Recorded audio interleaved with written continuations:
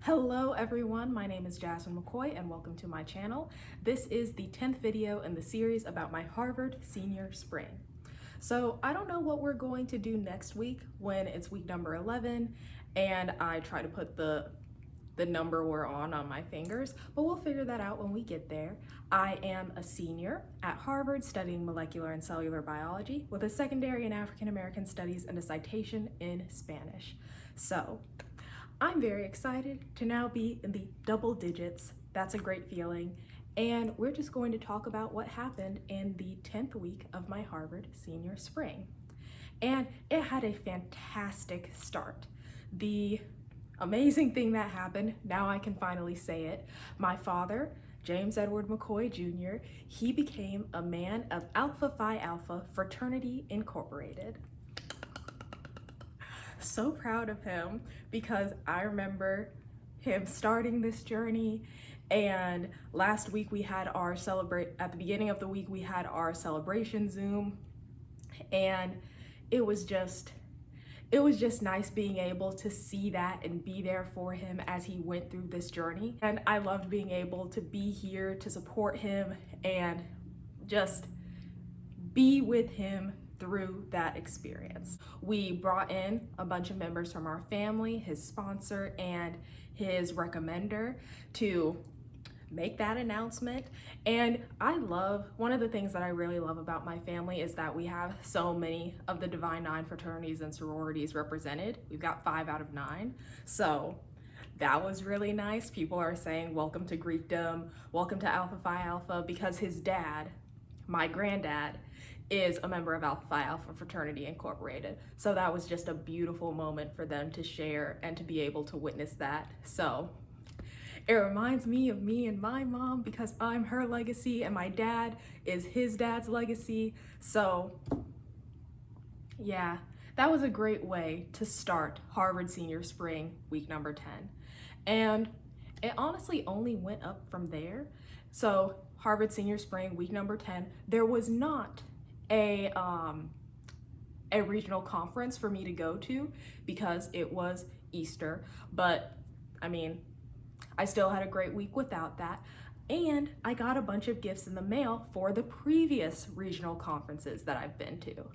In the mail, I got 2 letters from both the Mid-Atlantic Regional Director, Jennifer King Congleton, and the Midwestern Regional Director, Twyla Woods Buford, both of them thanking me for being the undergraduate celebration keynote speaker.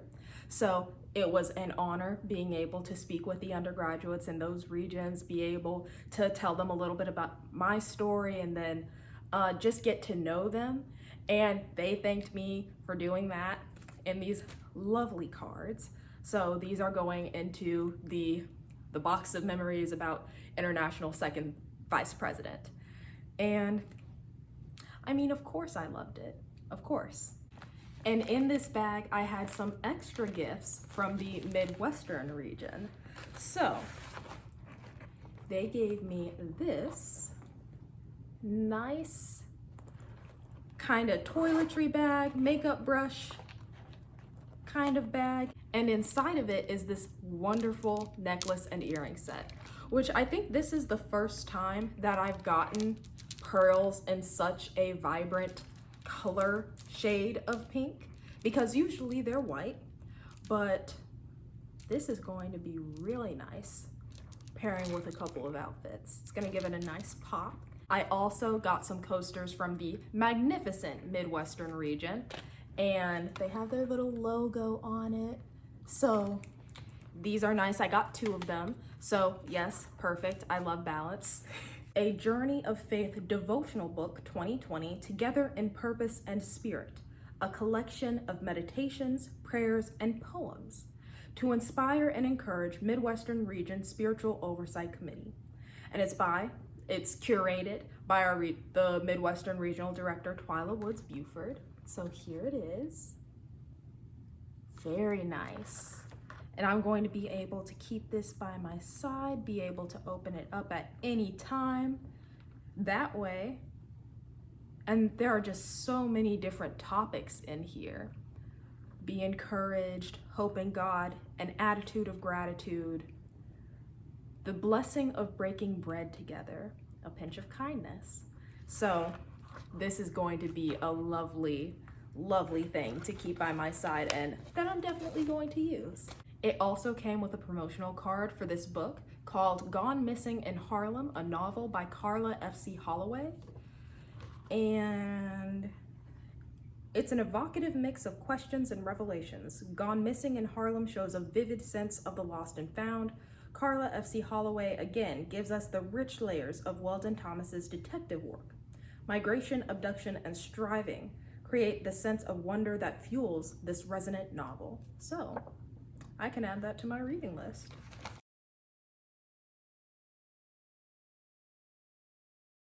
That concludes everything that came in the mail. So thinking about this last week of school, it was probably the easiest week of school that I've ever seen. So I didn't have class on Monday and Friday as per usual.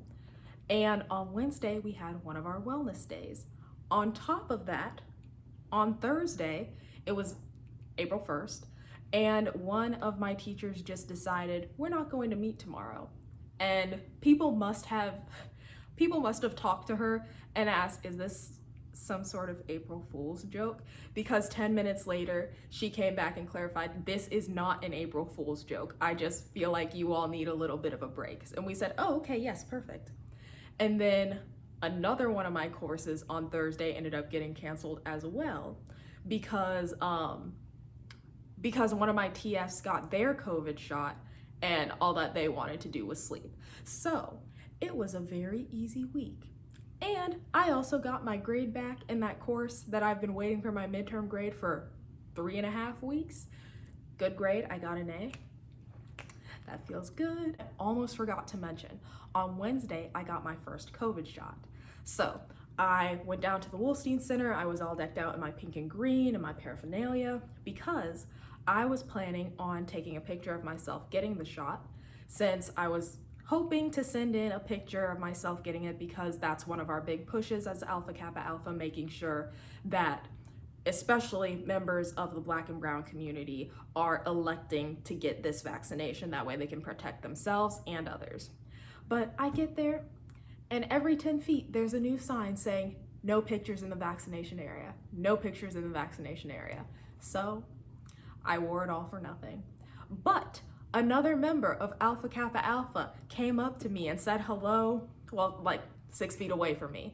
She came up, she said hello, very glad that she was able to see me getting my vaccination, said that she liked seeing that young people are starting to get it.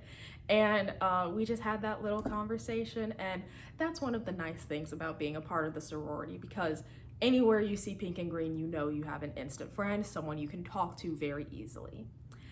But one thing that I was able to do was, after getting the vaccination, waiting for my 15 minutes, I went outside, and in the parking lot, my mom was able to take a picture of me, like Rosie the Riveter kind of deal, where I was showing off the Band-Aid and my card and my mask. So that is the picture that I really value, especially right now, because being able to get your vaccination is basically an act of public health heroism, is what it feels like right now. So that concludes everything that happened during the week. And on the weekend, I had so much to look forward to, because it was Easter weekend and my sister was having Friday off, and she had asked us if we would come and visit her, which, of course, yes, Jayla, we'll always come and visit you. So we drove down to Kentucky, and one of the first things that we did was we went to go see Kong versus Godzilla. And it felt so good being able to be in the movie theaters as a family, all 4 of us together. Because we did go to the movies probably 5 or 6 months ago to go watch Tenet, and that was just myself, my mom, and my dad. But now it was all 4 of us, and we're the kind of family that makes little comments to each other during the movie. We provide commentary because that's what makes it fun. And it was just so nice being able to sit there with my sister, having that commentary that I've been missing.